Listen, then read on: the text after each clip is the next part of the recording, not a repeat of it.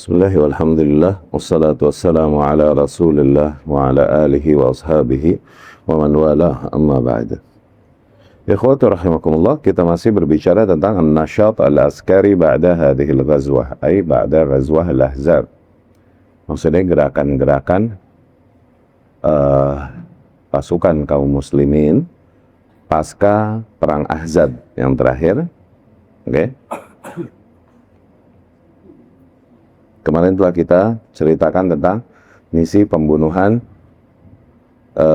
Sulam ibnu Abil Huqaiq, yaitu Abu Rafi' yang merupakan diantara orang-orang yang banyak mendukung pasukan koalisi untuk menghancurkan kaum muslimin dan banyak menyebarkan provokasi di antara orang untuk membenci Rasulullah Sallallahu Alaihi Wasallam.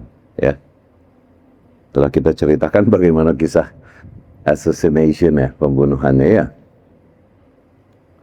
Kemudian berikutnya Sariyah Muhammad bin Maslamah ya. Perjalanan pasukan Muhammad bin Maslamah. Sariyah ini kalau dibilang Sariyah berarti pasukannya pasukan-pasukan kecil, nggak terlalu banyak ya. Wa kanat awwal sariyah ba'da al-faragh min al-ahzab wa Quraidah. Wa kana 'adad quwwat hadhihi sariyah 30 rakiban. Berangkatnya pasukannya Muhammad bin Maslamah al-Ansari radhiyallahu anhu ini selepas beresnya perang Ahzab dan perang Bani Quraidah. Oke. Nggak lama setelah itu berangkatlah Muhammad bin Maslamah sekitar 30 orang. Pasukan terdiri dari 30 orang. Semuanya mengendarai kuda, ya. Taharrakat hadhihi sariyah ila al-Qarta binahiyah Dariyah bil Baqarat min ardi Najd. Ya. Pasukan ini bergerak ke daerah Qarta yang masih salah satu daerah yang ada di Najd, ya. Baina Dariyah wal Madinah sab'a layali. Yang sekitar jarak perjalanan atau jarak tempuhnya dari Madinah menuju tempat tersebut sekitar 7 malaman ya, 7 malam. Taharrakat li 10 layal khalawun min Al-Muharram sanah sadisah Hijriyah ila batan Bani Bakar bin Kilab. Mereka berangkat di tahun 6 Hijriyah ini, okay, menuju pusatnya Bani Bakar bin Kilab. Falamma agharat alaihim harabu, dan ketika pasukan Muhammad bin Maslamah mulai menyerang mereka, para penduduknya pun lari tabur menyelamatkan diri. Fastaqal muslimuna na'aman wa sya'. Akhirnya dari situ kaum muslimin dengan mudah dapat rampasan-rampasan perang dari Na'am dan Sya'. Na'am yakni hewan-hewan besar termasuk onta ya. Sya' yakni hewan-hewan kecil, maksudnya kambing ya, Syiah jamaknya ya. Wa qadimu al-Madinah li lailah baqiyat min al-Muharram wa ma'ahum Thumamah ibn Uthal al-Hanafi Sayyid Bani Hanifah. Dan akhirnya pasukan Muhammad bin Maslamah ini radhiyallahu anhu berangkat kembali menuju kota Madinah ya, sekitar malam terakhir bulan Muharram, dan mereka membawa tawanan yaitu Thumamah ibnu Uthal al-Hanafi yang merupakan sayyid, yakni pemuka dari Bani Hanifah ya. Bani Hanifah ini pemasok gandum, di antara pemasok terbesar gandum kepada Quraisy, kepada Makkah, karena dia daerah Rif, daerah puncaknya ya, daerah yang banyak di situ mereka bercocok tanam ya. Wa kan qad kharaja mutanakkiran li ightiyalin Nabi sallallahu alaihi wasallam bi amri Musailamah al-Kadzdzab. Sebelumnya dia berangkat dengan tujuan untuk membunuh Nabi sallallahu alaihi wasallam dengan perintahnya Musailamah al-Kadzdzab. Nah, berarti Musailamah al-Kadzdzab udah aktif nih pada saat itu ya. Fa'akhadhahul muslimun, namun dia tertangkap oleh kaum muslimin. Falamma ja'u bihi rabatuhu bisariyah min sawaril masjid. Dan ketika para kaum muslimin membawanya ke Madinah, dan akhirnya mereka pun mengikat mengikat Thumamah ini di antara salah satu tiang yang ada dari tiang-tiang Masjid Nabawi pada saat itu. Oke? Sengaja diikat di situ. Akhirnya Thumamah melihat aktivitas kegiatan para kaum muslimin ya. Fa kharaja ilaihi Nabi sallallahu alaihi wasallam faqal madza 'indak ya Thumamah. Akhirnya Nabi pun Shallallahu Alaihi Wasallam menemuinya dan kemudian berkata, "Mada andak ya Thumamah? Ha? Gimana wahai Thumamah?" Gitu. Yani ada yang mau disampaikan nggak? Begitu. Oke? Okay? Thumamah pun berkata, "Indi khair ya Muhammad." Aku membawa kebaikan ya Muhammad. Ya, in taktul dzadam. Apabila kau membunuh seorang tokoh yang darahnya nggak sembarangan nih, gitu. Oke? Okay? Wa in tan'am ala syakir, dan apabila kau memberikan nikmat, yakni apabila kau memberi jasa, maka kau memberi jasa kepada orang yang tahu membalas budi. Orang yang tahu diri untuk membalas budi. Ya. Wa in tun'im ala syakir, wa in kunta turid al-mal fasal tu'ta minhu ma syi'ta. Dan apabila kau menghendaki harta, maka mintalah berapa kau mau, maka kau akan dapatkan. Gitu. Fatarakah, Nabi pun meninggalkannya sallallahu alaihi wasallam, tidak melayaninya. Tsumma marra bihi marrah ukhra, dan kemudian di lain hari Nabi pun melewatinya lagi. Faqala lahu mithlu dzalik, akhirnya Rasul pun berkata kepada Tsumamah dengan perkataan yang sama, bertanya dengan pertanyaan yang sama. Faradda alaihi kama radda alaihi awalan. Tsumamah pun menjawab sebagaimana jawabannya yang awal, yani madza indah ya Tsumamah, indi khair ya Muhammad, in taktul dzadam, wa in tun'im ala syakir, wa in turid al-mal khasal minhu ma syi'ta ta'ta. Gitu kan? Begitu, masih begitu aja udah. Terus Nabi tinggalin lagi sallallahu alaihi wasallam. Thumma marra thalitha faqal ba'da ma dar bainahuma al-kalam as-sabiq. Dan yang ketiga kalinya Nabi pun bertemu lagi dengan Tsumamah, dan kemudian ditanya lagi sama Nabi sallallahu alaihi wasallam, "Madza indaka ya Tsumamah? Ha? What you got? What you got?" Maksudnya gitu. Kemudian juga Tsumamah menjawab dengan jawaban yang sama seperti kemarin-kemarin beliau menjawabnya. Nah, di situ Rasul sallallahu alaihi wasallam habis bicara demikian, Nabi tahu-tahu Nabi berkata sallallahu alaihi wasallam, "Atliqu Tsumamah." Sudah, bebaskan Tsumamah. Ya. Akhirnya dibebaskanlah Tsumamah, fa'atlaqu, fadhahaba ila nakhl qarib min al-masjid faghtasal. Akhirnya dia pergi ke nakhl. Nakhl ini artinya kan pohon korma. Cuman maksudnya kepada sebuah kebun, oke, yang di situ terdapat sumber air. Gitu. Nah, dia pergi ke kebun yang dekat dengan masjid di situ, dan kemudian dia mandi bersih di situ, faghtasal. Oke. Dia mandi di situ.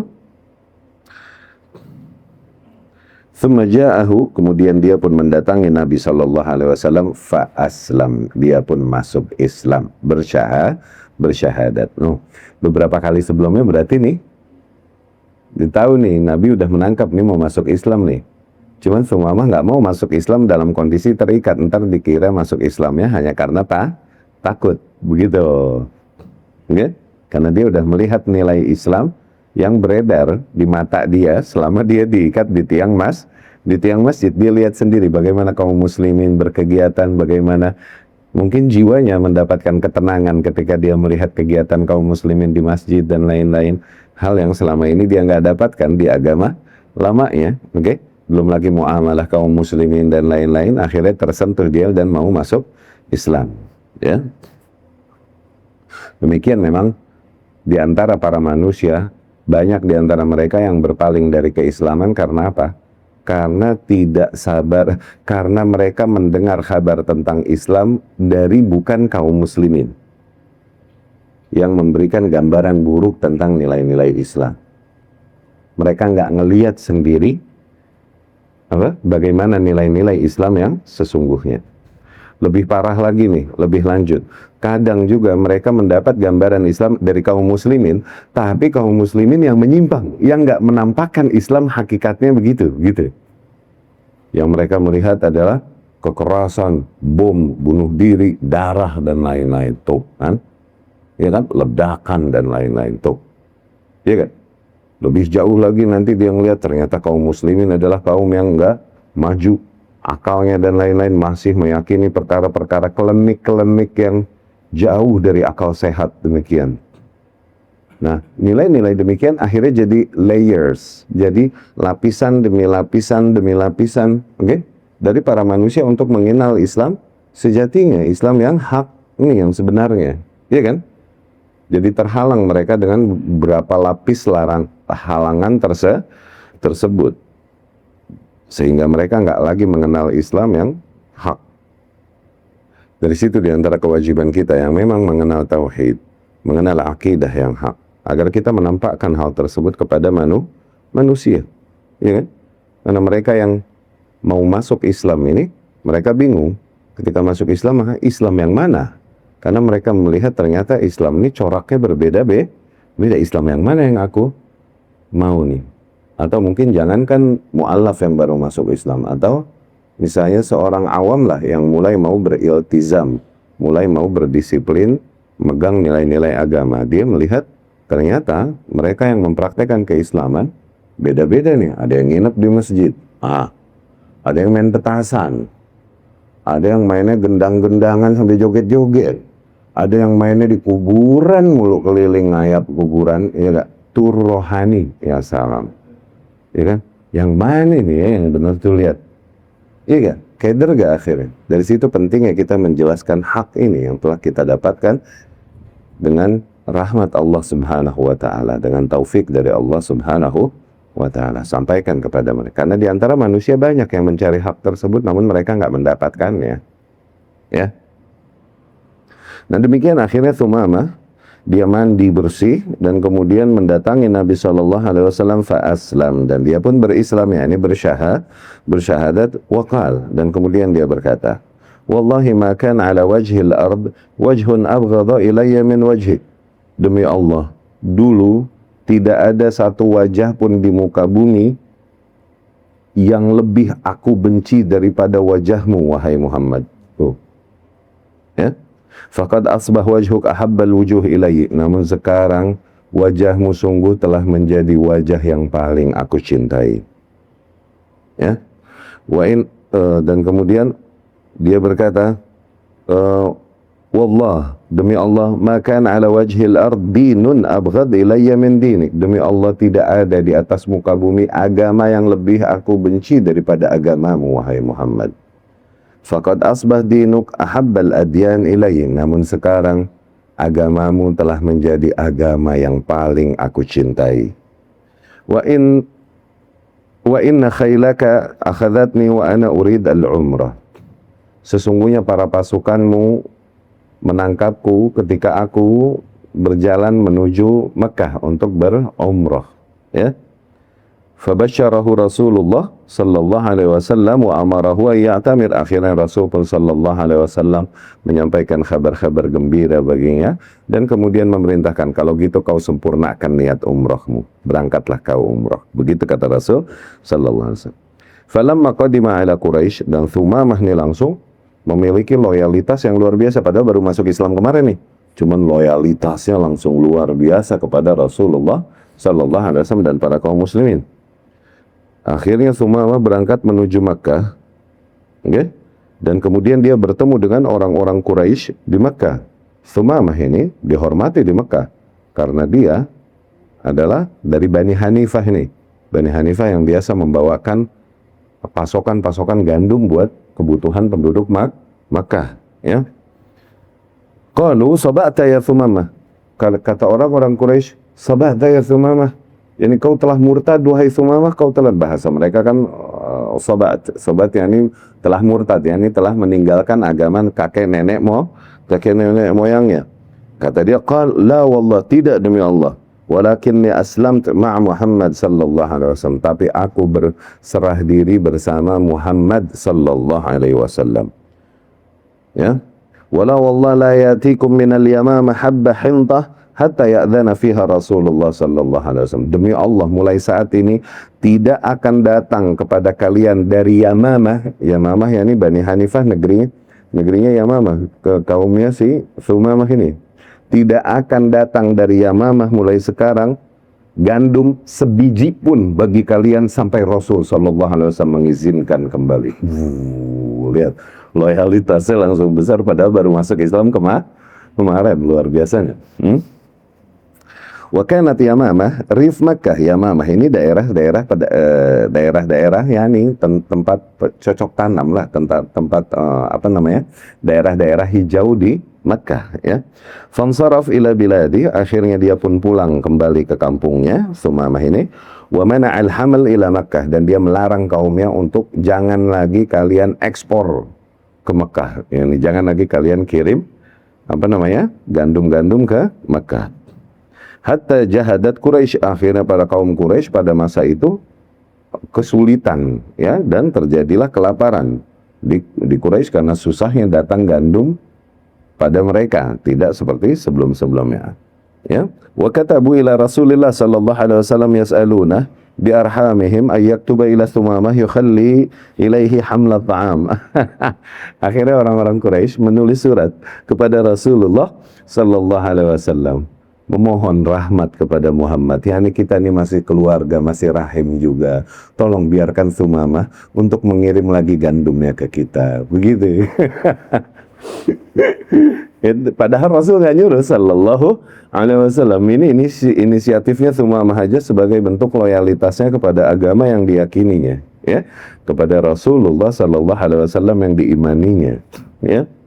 Fa'al, akhirnya Rasul pun sallallahu alaihi wasallam melakukan dan mengabulkan permohonan para penduduk Quraisy. Lihat rahmatnya Rasulullah sallallahu alaihi wasallam kepada musuhnya. Rahmatnya Rasul kepada musuhnya sallallahu alaihi wasallam, ya. Biarin, biar kata mereka musuhin kita, caci maki kita, ketika butuh kita bisa nolong dan lain-lain, kita tolong, gitu, ya. Ghazwah Bani Lahyan, kemudian perangnya Bani Lahyan, ya. Banu Lahyan humul ladzina kanu qad ghadaru bi 'ashrah min ashab Rasulillah sallallahu alaihi wasallam bir-Raji'. Ingat tragedi Raji' sama Bi'r Rumah, di mana dikerjain para kaum muslimin, diutus untuk mengajarkan mereka Islam, ternyata sampai sono mereka dibantai, ya kan? Ini terjadi pasca perang Uhud, ketika para kabilah-kabilah yang ada berani kurang ajar kepada kaum muslimin setelah apa yang terjadi di perang Uhud. Di antaranya tragedi Raji' ini, dibunuhnya para sahabat Rasulullah sallallahu alaihi wasallam yang diutus Rasul untuk mengajarkan kitabullah, mengajarkan agama kepada mereka berdasarkan permintaan mereka, padahal request mereka. Setelah datang dibunuh. Itu ghadar, ya, ghadar. Wa tasabbabu fi i'damihim, dan mereka menghukum mati para sahabat, yakni membunuh para sahabat Rasulullah SAW. Walakin lamma kanat diyaruhum mutawaghila fil Hijaz ila hudud Makkah, tapi selama ini nggak langsung disikat sama pasukan kaum muslimin, oke? Okay? Bani Lahyan ini nggak langsung disikat sama para kaum muslimin. Kenapa? Karena negeri mereka nih, desa mereka, begitu masuk jauh ke dalam negeri Hijaz nih, di daerah Hijaz, dan lebih mendekati ke Mekah. Maksudnya ini bahaya, kalau nyerang dia bisa-bisa pasukan Mekah turun yang ngebantu, gitu. Nggak bisa langsung ditindak oleh kaum muslimin pada saat itu, ya. Watarat asyadidah qaimah bainal muslimin wa Quraisy wal A'rab, dan sebagaimana kita tahu bentrokan besar seringkali terjadi antara para kaum muslimin dengan kaum Quraisy dan para kabilah-kabilah Badui yang ada di sekitar Mekah, Madinah, masih di dalam Hijaz, ya. Lam yakun yara Rasulullah sallallahu alaihi wasallam ay tawaggal fil bilad bimaqrabah min al-adu wal akbar. Nah, Rasul akhirnya nggak mau gitu, nggak berpendapat untuk menyerang musuh yang daerahnya lebih dekat kepada negeri musuh terbesar mereka, yaitu kaum Quraisy Makkah, ya. Falamma takhadhalatil ahzab wastawhanat azaimuhum istakanu lidh-dhuruf ar-rahinah ila haddin ma ra'a anna al-waqta qad an li an ya'khudha min Bani Lahyan tha'ra ashabihi al-maktulin bir-Raji'. Namun setelah para pasukan koalisi tersebut bercerai-berai dan hancur, dan patah ambisi mereka untuk mengalahkan kaum muslimin dan menyerang kaum muslimin, dan kemudian kondisi pun mulai stabil, kondisi tegang pun mulai stabil.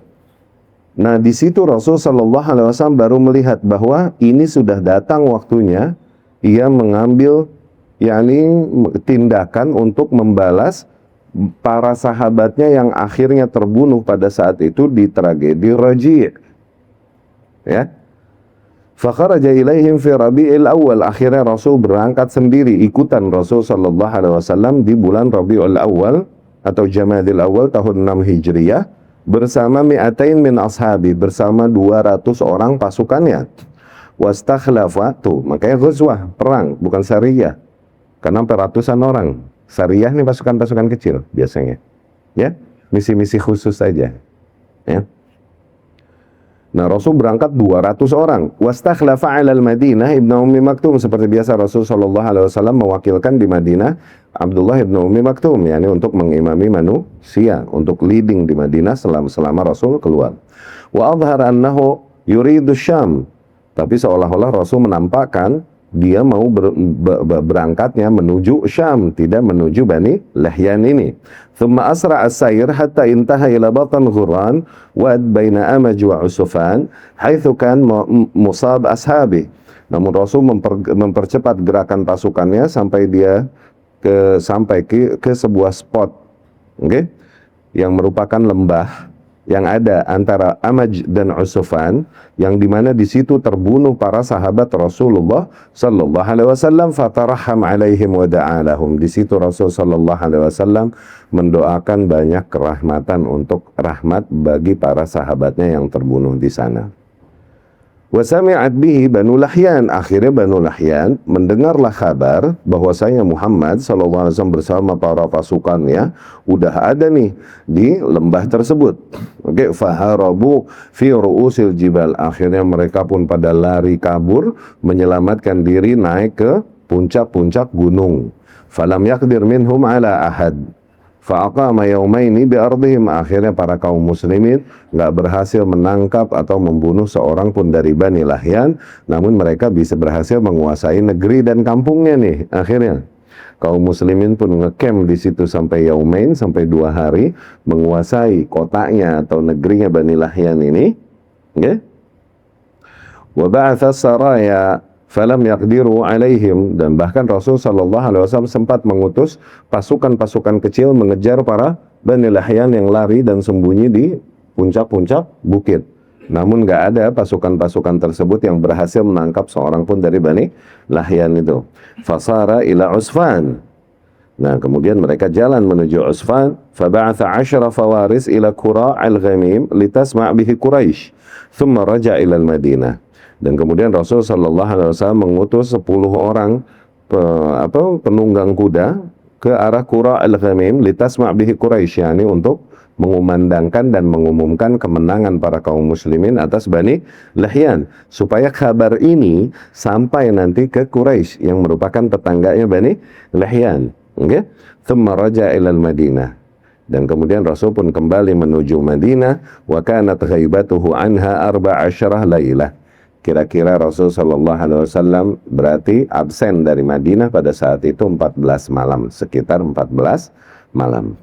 Ya. Mutaba'at al-bu'uts was-saraya. Dan kemudian setelah itu, karena udah semakin stabil dan kuat, posisi kaum muslimin bersama Rasulullah SAW di Madinah di antara para kabilah-kabilah Arab yang ada di Jazirah Arab, akhirnya mulailah Rasul banyak mengutus pasukan-pasukan kecil untuk mengatasi kabilah-kabilah yang masih ngebandel nih, masih bertingkah, dari kabilah-kabilah Badui dan lain-lain, Kira-kira disebutkan secara singkat di sini, diantaranya adalah Taba Rasulullah sallallahu alaihi wasallam fi irsalil bu'uts was-saraya. Rasul terus mengutus pasukan-pasukan kecil, wa haka surah musaghharah minha. Kira-kira gambaran singkatnya demikian, diantaranya ya, pasukan-pasukan kecil yang diutus Rasul sallallahu alaihi wasallam. Yang pertama, Sariyah Uqashah ibnu Mihsan. Uqashah ibnu Mihsan diutus juga oleh Rasul sallallahu alaihi wasallam membawa pasukan kecil menuju daerah Ghamar di bulan Rabi'ul Awal akhir tahun ke-6 Hijriah. Kharaja Uqashah pada saat itu berangkat fi 40 rajulan, membawa 40 orang pasukan menuju Ghamar. Li Bani Asad, yakni sebuah pusat air, yakni mata air milik Bani Asad. Fafarral qaum. Namun akhirnya kaum tersebut mendengar datangnya para pasukannya Rasul ini sallallahu alaihi wasallam, mereka pun lari dan kabur. Wa asabal muslimun mi'atai ba'ir saquha ila al-Madinah. Akhirnya di sana dengan mudah kaum muslimin dapat merampas hewan-hewan mereka, ya, onta-onta mereka. Mereka dapat sekitar 200 ekor onta-onta milik Bani Asad, ya, dan mereka bawa pulang ke Madinah. Kemudian yang kedua, Sariyah Muhammad bin Maslamah. Nah, Muhammad bin Maslamah Al-Ansari juga diutus lagi di bulan menuju daerah Dzulqassah di bulan Rabiul Awal akhir tahun 6 Hijriah. Ibnu Maslamah pada saat itu, nah ini mengalami kemalangan para kaum muslimin di sini. Ibnu Maslamah, yakni Muhammad Ibnu Maslamah pada saat itu berangkat hanya dengan 10 orang saja menuju daerah Dzulqassah di Diyar Bani Tha'labah, yakni di antara kampung-kampungnya Bani Tha'labah. Fakamanal qaumu lahum, pada saat itu kaum yang mendengar datangnya pasukan Muhammad bin Maslamah ini, karena cuma 10 orang, akhirnya mereka nggak lari juga, tapi mereka hanya bersembunyi dan mengintai para pasukan Muhammad bin Maslamah ini. Okay? Wahum mi'ah. Dan pada saat itu kaum tersebut ada sejumlah 100 orang nih, kaum yang dihampiri nih di Dzulqassah ini. Falamma namu, dan ketika para pasukannya Muhammad bin Maslamah Al-Ansari istirahat dan tidur, qataluhum, mereka pun akhirnya menyerang dan membunuhi para kaum muslimin tersebut. 10 orang itu, illa Ibnu Maslamah, kecuali Muhammad bin Maslamah, fa innahu afalat, dia berhasil lolos minhum jarihan. Dia berhasil lolos dari serangan tiba-tiba mereka dalam keadaan luka dan kembali ke Madinah. Ya, meninggallah 10 orang dari sahabat Rasul sallallahu alaihi wasallam. Nah, yang ketiga berikutnya pasukannya Abu Ubaidah ibn Jarrah. Ini Abu Ubaidah ibn Jarrah diutus untuk beresin tugasnya Muhammad bin Maslamah, ngasih pelajaran kaum yang ngerjain dan ngebunuh para kaum muslimin yang dibawa Muhammad bin Maslamah. Abu Ubaidah ibn Jarrah, ingat Abu Ubaidah ibn Jarrah? Abu Ubaidah ibn Jarrah ini sayang aja meninggalnya lebih cepat. Kalau nggak meninggal lebih cepat, Khulafaur Rasyidin itu. Umar udah mantek dia nih, nggak kemana-mana nih, jangan kemana-mana. Kalau aku meninggal, maksudnya aku mau menunjuk dia nih, Abu Ubaidah ibn Jarrah radhiyallahu anhu, untuk menjadi pengganti Umar. Qadarullah meninggalnya lebih cepat daripada Umar karena Ta'un Syam, karena lepra yang terjadi di negeri Syam. Ya, Abu Ubaidah ibn Jarrah.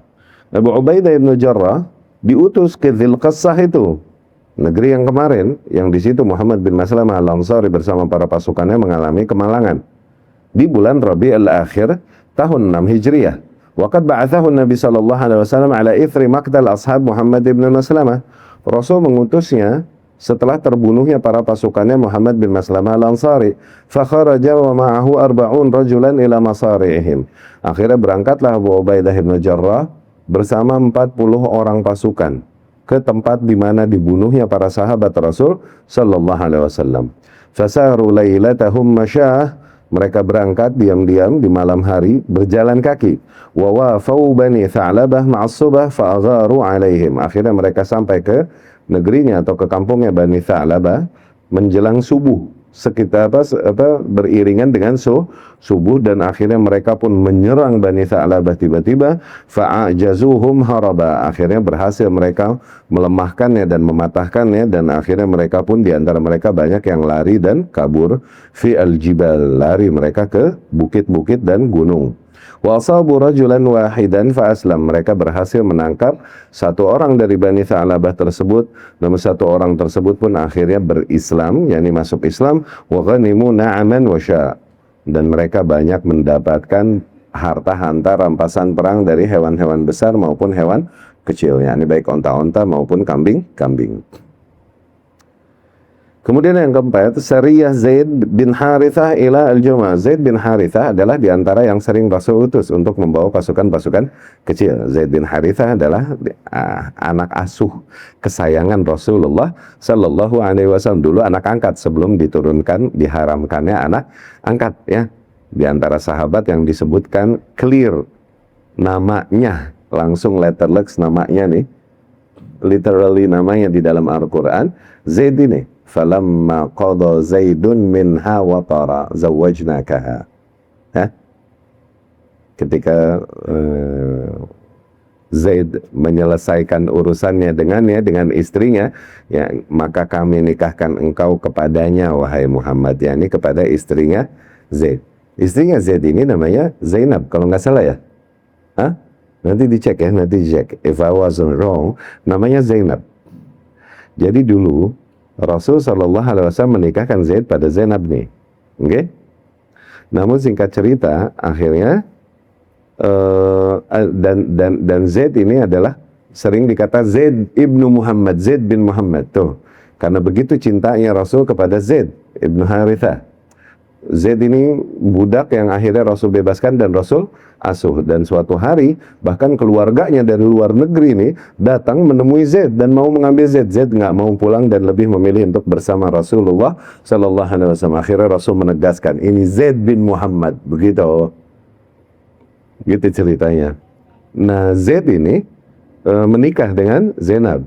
Zainab ini akhirnya kemudian cerai dengan Zaid, dan dulu yang namanya jandanya anak tuh nggak boleh dikawinin sama bapak. Dulu mah begitu kan? Karena Zaid ini anaknya Rasul Sallallahu Alaihi Wasallam. Namun ketika diturunkan oleh Allah batalnya tabani, yakni dibatalkan hukum tabani, hukum ngangkat anak, oke? Saking Allah Subhanahu wa Ta'ala mau menegaskan benar-benar nggak ada urusan bapak angkat dengan anak angkat tuh sama sekali nggak ada ikatan apapun, dinikahkan Rasul Sallallahu Alaihi Wasallam dengan mantan istrinya Zaid. No, yang dulu tuh kan nggak boleh bapak nikahin istrinya, mantan istrinya anak, kalaupun ya anaknya anak angkat. Allah langsung menikahkan Rasulullah Sallallahu Alaihi Wasallam dengan Zainab langsung. Oke? Okay? Kalau nggak salah namanya Zainab, nanti dicek ya, istri Zaid bin Harithah. Itu maksud Allah, falamma qadha Zaidun minha wa tara zawwajnakaha. Dan ketika Zaid menyelesaikan urusannya dengannya, maka kami nikahkan engkau kepada wanita itu wahai Muhammad. Tuh, gitu. Okay? Jadi di antara tafakhur, di antara berbangga-bangganya Zainab ini, di antara ummahatul mukminin, istri-istrinya Rasulullah Sallallahu Alaihi Wasallam. Antum zawwajakum awliya'ukum, ya, yani ma zawwajakunna illa awliya'ukun. Kalian ini, yani para wanita-wanita istri-istrinya Rasul, tidaklah kalian dinikahkan kecuali oleh wali-wali kalian sendiri kan? Amma ana zawwajani Allahu min fawqi sab'i samawat. Adapun aku dinikahkannya langsung sama Allah dari balik langit ketujuh. Wah, main nggak? Kan main nggak? Dia membanggakan itu, iya kan? Tuh. Aisyah radhiyallahu anha melihat itu dan dia berkata, "Amma ana nazalat bara'ati minas sama." Adapun aku, datang pembelaanku dan pembelaan dan diperbaiki pembelaan atas nama baikku turun dari balik langit ketujuh. Nah, Zaid bin Harithah ini diutus ke daerah Jamum di bulan Rabiul Akhir tahun 6 Hijriah juga masih.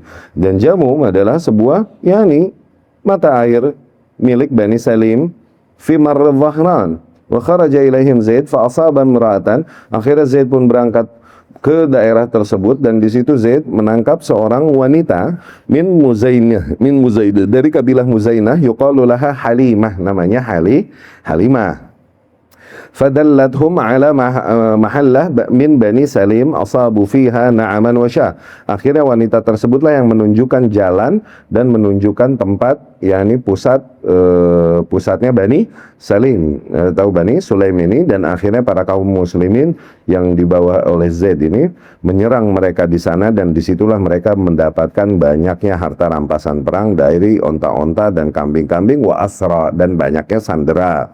Falamma qafala Zaidun bima asab, dan akhirnya ketika Zaid pulang menuju Madinah membawa seluruh harta rampasan perang ini bersama sandera-sandera yang ada, wahaba Rasulullah Sallallahu Alaihi Wasallam lil Muzainiyah nafsaha. Akhirnya Rasul pun Sallallahu Alaihi Wasallam memerdekakan si wanita itu, Halimah Muzainiyah itu dimerdekakan langsung oleh Rasulullah Sallallahu Alaihi Wasallam dan dinikahkan ke Zaid, dinikahkan kepada zawajaha, yani zawajaha Zaid, dinikahkan kepada Zaid ibnu Harithah. Jadilah Halimah Muzainiyah istrinya Zaid bin Harithah. Ya. Tapi kita sampai situ dulu. Insya Allah pertemuan yang akan datang kita masih lanjutkan tentang bagaimana pasukan-pasukan atau utusan-utusan yang diutus oleh Rasulullah sallallahu alaihi wasallam pasca perang Ahzab. Aku qouli hadza wa astaghfirullah li wa lakum.